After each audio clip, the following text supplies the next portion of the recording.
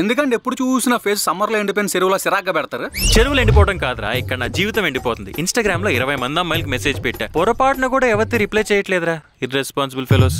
ఎప్పుడు చూసినా అదే పనిలో ఉంటారా? వేరే పని లేదా? వేరే పనుల మీద ఇంట్రెస్ట్ ఎక్కువయ్యి అసలు పని అడుగంటుపోయింది. ఇంక మీద ఇదే నా పని. ఇన్స్టాగ్రామ్ లో పరిచయాలు పెంచుకొని ఖండాంతరాలు దాటి మరీ పెళ్లిళ్ళు చేసుకుంటున్నారు. నాకేమో లోకల్ ఫిగర్లు కూడా పడి సావట్లేదు. ఎంతమంది ఉన్నారంటే ఇన్స్టాగ్రామ్ లో ఫాలోవర్లు మనకి? 34. ఎంత బాబు? 34. 25,000 మంది ఫాలోవర్లు ఉన్న వాళ్ళకి దిక్కు దివానం లేదా అక్కడ? ముష్టి 34 మంది ఫాలోవర్లను పెట్టుకుని యుద్ధానికి బయలుదేరారా? ఫేక్ ఫాలోవర్స్ ని కొందామని కూడా ట్రై చేశారా? ఇది ఇచ్చే జీతం నా మంత్లీ మెయింటెనెన్స్ కి సరిపోవట్లేదు. ఇంకా ఎక్స్ట్రా ఖర్చులు అంటే మరి. ఫాలోవర్లను కొనడానికి డబ్బులు లేవు, మీరు పెళ్లి చేసుకుని ఏం పీకుదామని? ఇవాళ రేపు అమ్మాయిలు షాపింగ్కి వెళ్తే అయ్యే ఖర్చు అంతా తెలుసా మీకు? ఆ కార్తికేయ గారి గర్ల్ ఫ్రెండ్ అదేదో షాప్లో డ్రెస్ చూసి వచ్చి ఈయన కొనమని పీకి తినేస్తుంది. ఆ డ్రెస్ కాస్ట్ ఏమో 11,300. పాప మీడేమో పగలంతా ఆఫీసులో కష్టపడి రాత్రంతా మగ మహారాజులో మెగాస్టార్ లాగా రిక్షా తొక్కుతూ తెక్క కష్టపడిపోతున్నాడు ఆ డ్రెస్ కొనడానికి. మగ మహారాజులో మెగాస్టార్ తొక్కిన సైకిల్ కదా. వెహికల్ ఏదైతే ఏమిలేండి, తొక్కుడు మాత్రం కామనేగా. అయినా ఇక్కడ పాయింట్ అది కాదు. ఒక్క డ్రెస్ 11,300. ఇది పాయింట్. కొంచెం లేట్ అయినా కరెక్ట్గా క్యాచ్ చేశారు. ఇక్కడ ఇంకో పాయింట్ కూడా ఉంది. ఆడి గర్ల్ ఫ్రెండ్కు అక్క ఉంది, అక్కకు అందమైన పాప ఉంది. ఆ పాపకి సంవత్సరానికి స్కూల్ ఫీజు ఎంతో తెలుసా? ఎంత? మహా అయితే 30,000 ఉంటుంది. 3 లక్షలు. 3 లక్షల అంటే నెలకి 3 లక్షలు బై 12 × 30 డివైడెడ్. మరీ అంత కష్టపడకండి. 25,000. మీకు వచ్చే జీతమే 50,000. ఏం పీకుదామని? సరే మరీ భయపెట్టకరా, దండం పెడతాను. భయపెట్టట్లా, భవిష్యత్తు గుర్తు చేస్తాను. ఏదో ఒకటి చేసి ఇన్కమ్ పెరిగే సోర్స్ వెతకాలి. కానీ మన టాలెంట్కి బయటికి వెళ్తే బెగ్గింగే. అదంత ఈజీ అనుకుంటున్నారా? దీనికి ఒకటే సొల్యూషన్. మేనేజర్ దగ్గరికి వెళ్ళి మీ కష్టాలన్నీ చెప్పి శాలరీ పెంచమని అడగండి, సెట్ అయిపోద్ది. మలేరియా గురించి మస్కిటో దగ్గర మొరబెట్టుకుని ఏం ప్రయోజనం చెప్పు? మరీ అంత మూర్ఖరాలేం కాదులేండి. నిన్న కాక మొన్న జాయిన్ అయిన కార్తిక్ గడికి ₹1,00,000 శాలరీ ఇస్తా, ఇంత సీనియారిటీ ఉన్న నాకు సగం శాలరీ ఇవ్వడం కరెక్ట్ కాదని చెప్పండి. తప్పు తెలుసుకుంటది. మీరు చెప్పిన గీత తప్పు అని కృష్ణ పరమాత్మనైనా కన్విన్స్ చేయగలమేమో కానీ మీరు చేసే పని తప్పు అని ఆడవాళ్ళని కన్విన్స్ చేయలేమురా. ఇంపాసిబుల్. కాలేజీలో మీ జూనియర్గా, జీవితంలో మీకంటే సీనియర్గా నేను చెప్పాల్సింది చెప్పా. ఆ తర్వాత మీ బాధలు మీరు పడండి. సరే అయితే ఒక 500 తాగుతూ బాధపడతా. నాకడానికి ఆవకే లేదంటే చీకడానికి చీమసంతకే కావాలన్నాడంట మీలంటోడే. నాకేలాగే ఎడుతుంటే ఉంచుకుని కూడా లేవని అబద్ధాలు చెప్తే మొత్తానికి లేకుండా పోతావు. ఏంటంటే శాపనాథాలు పెడుతున్నారు. ఆల్రెడీ తీసుకున్న 500 ఇప్పటిదాకా తిరిగి ఇవ్వలేదు. మళ్ళీ ఏ మొహం పెట్టిన అడుగుతున్నారు? ఇదిగో మొహం గేహం అన్నామంటే మర్యాదగా ఉండదు. ఏంటండి పిల్ల పుచ్చకాయ పనులు చేసే మీకు మర్యాద ఇచ్చేది? రేయ్ ఇంకోసారి పుచ్చకాయ అన్నామంటే పుచ్చ లేసిపోద్ది. చి ఆపండి సార్, అందరూ చూస్తున్నారు. ఏలూరు 12 పంపుల సెంటర్లో పంపుల దగ్గర ఆడవాళ్ళు కూడా ఇంత అసహ్యంగా కొట్టుకోవడం నేను ఎప్పుడు చూడలే. 500 అడిగితే ఉంచుకుని కూడా లేవంటున్నాడు చూడరా. ఆల్రెడీ ఇప్పటిదాకా ఇవ్వాల్సినవి ఇవ్వకుండా ఇంకోసారి ఇమ్మంటే ఇక్కడ ఇంట్లో వాళ్ళు ఇచ్చిన ఆస్తులు ఏం లేవు. అయినా నీకు ఇవ్వాల్సిన 500 నేను ఎప్పటిదాకా ఇవ్వలేదు కదరా పరం. ఇప్పుడేమో ఈయనొచ్చి ఎంత బాగా డైలాగ్ నాకు ఇప్పుడే గుర్తొచ్చింది. నువ్వు నాకు 500 బాకీ అనుకుంటా. ఇదిగోండి మీ 500, మీకు నాకు చెల్లు. ఇదిగో నేను నీకు ఇవ్వాల్సిన 500, నీకు నాకు కూడా చెల్లు. ఇదిగోరా నేను నీకు ఇవ్వాల్సిన 500, నీకు నాకు చెల్లు. అందరికి అన్ని క్లియర్ అయిపోయినాయి కదా. ఈ మాత్రం దానికి ఓ కాట్ల కుక్కల్లా కొట్టుకొని చేస్తున్నారు. ఇదిగోండి సార్ 500. ప్రశాంతకు మంది ఏంటి చెప్తా. థ్యాంక్స్ రా. మీరు మొత్తం 1000 బాకీ నాకు. 1000 ఏంట్రా? ఇందాక ఎంత ఇచ్చా? 500. ఇప్పుడు ఎంత ఇచ్చా? 500. మొత్తం కలిపితే ఎంత? 500, 600, 700, 800. అంత కష్టపడకండి. 1000. అదే కదా నేను కూడా చెప్పింది. సరే ఆడవకు, నెక్స్ట్ మంత్ శాలరీ రాగానే ఇచ్చేస్తాలే. ఉన్న మొత్తం ₹1000 మీకు ఇచ్చేసా. జేబులో ₹1 కూడా లేదు. మీరు నాకు ఇవ్వాల్సిన 1000లో ఒక 500 ఇప్పుడు ఇస్తారా? ఇంకా మీరు నాకు ఎంత బాకీ? నాకేం లెక్కల్లో అనుకుంటున్నావా? 600. అబ్బా, లెక్కల్లో మీరు శ్రీనివాస రామానుజాన్ని మించిపోయారు సార్. Thank you. నువ్వేంట్రా ఓ తెగ ఆలోచించేస్తున్నావు? ఏదో జరిగిందండి. ఏం జరిగింది? అదే అర్థం కావట్లా. ఏ విషయం? ఆ పరమజ్యోతి గడి మిమ్మల్ని మోసం చేసాడేమో అని నాకు డౌట్ కొట్టేస్తాను. చావురుగా అంత మంచి మనిషిని పట్టుకొని. అయినా రోజు రోజుకి నీకు ట్రస్ట్ ఇష్యూస్ బాగా ఎక్కువైపోతున్నాయి. పెళ్లి చేసుకోవద్దు అని నువ్వు తీసుకున్న డెసిషన్ చాలా కరెక్ట్.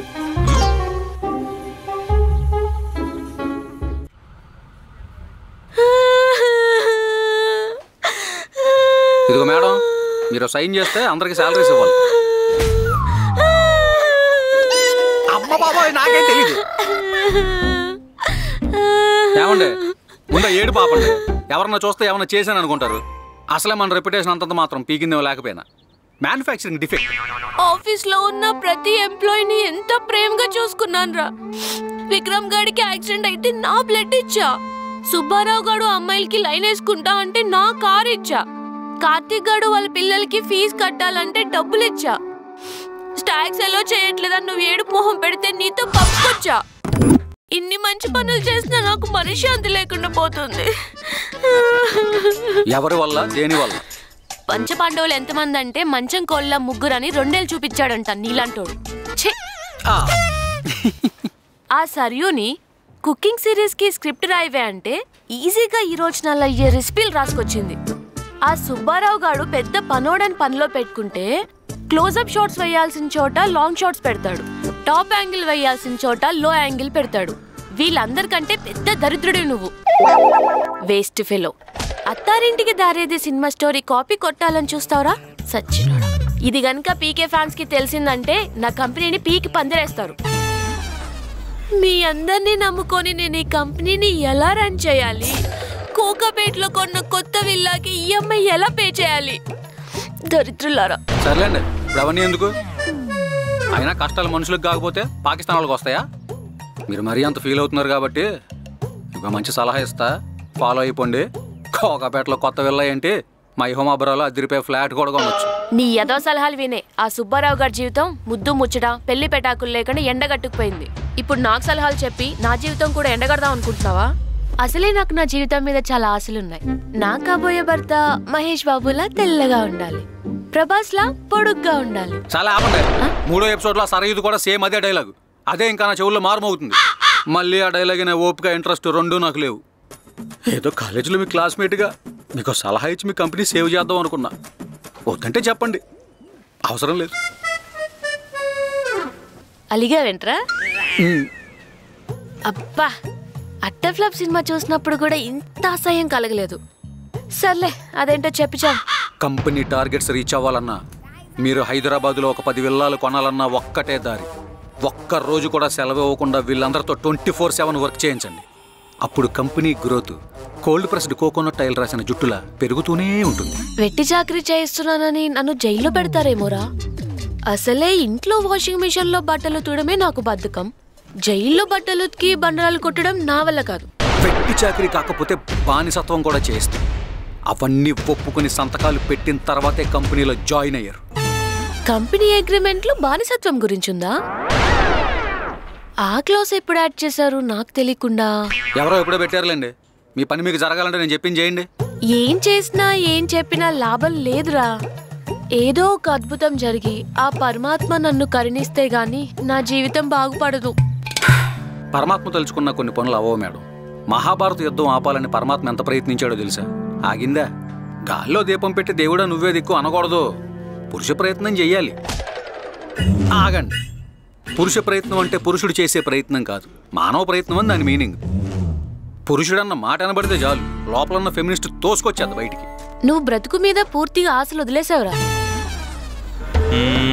ఫస్ట్ వాడు నాకు 500 ఇచ్చాడు, మళ్ళీ ఇంకో 500 ఇచ్చాడు, తర్వాత నేను వాడికి 500 ఇచ్చా. మరి నేనే ఇంకా వాడికి బాకీ కదా. ఈ కృష్ణగాడు ఏంటి మోసం అంటాడు? లెక్కలు రావు ఏదోకి. ఏ సుబ్బారావు, పని చేయకుండా పిచ్చోళ్ళ నీలో నువ్వే మాట్లాడుకుంటావేంటి? అదేం లేదండి, చేస్తున్నా. సరే, నేను బయటికి వెళ్తున్నా, వచ్చే వరకు ఆఫీస్ చూస్తూ ఉండు. రావు గారు అబ్జర్వ్ చేశారా? ప్రతిరోజు ఇదే టైంకి ఏదో పనుందని చెప్పి ఎక్కడికి వెళ్ళిపోతుందండి. ఈ కంపెనీ కానీ మూసేసి మనకు తెలియకుండా కొత్త కంపెనీ ఏమన్నా స్టార్ట్ చేస్తుందేమో అన్న డౌట్. అరే భయపెట్టకరా, బయటికి వెళ్తే బెగ్గింగే. అదంత ఈజీ అనుకుంటున్నారా? అది ఆల్రెడీ చెప్పావు, ఇప్పుడు ఏం చేద్దాం? Let's follow.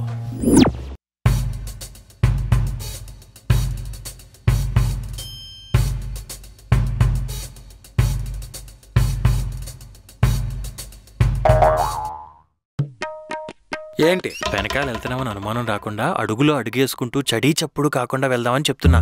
అదేదో డైరెక్ట్ గా చెప్పొచ్చుగా. అంటారు దేనికి? అది మిలిటరీ కోడ్ భాష, బ్రాయిలర్ కోడ్ మొహన్ నాయాల. Let's go.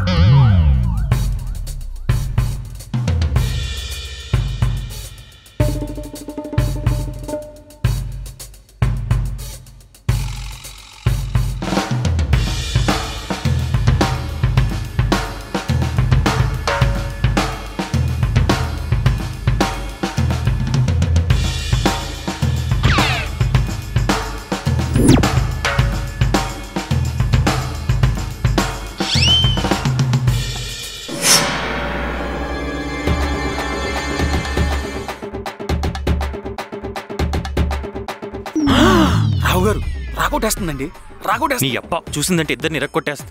ముందు పద. మగవాళ్ళనైతే మందుబాబులు అంటారు, ఆడవాళ్ళని ఏమంటారు? ఆగరా, ఏంట్రా ఇది? కనిపించట్లే?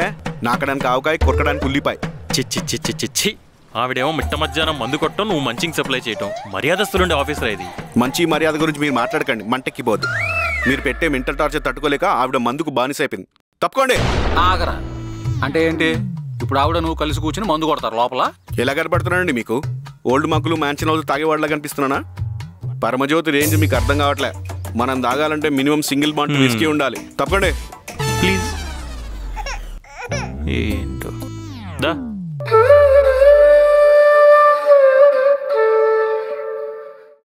నేను ఫోన్లో ఆర్డర్ పెడతాను. ఎవడే నాకు ఆర్డర్ వేసేది? నా మనవడే నాకు ఆర్డర్ వేయలేదు.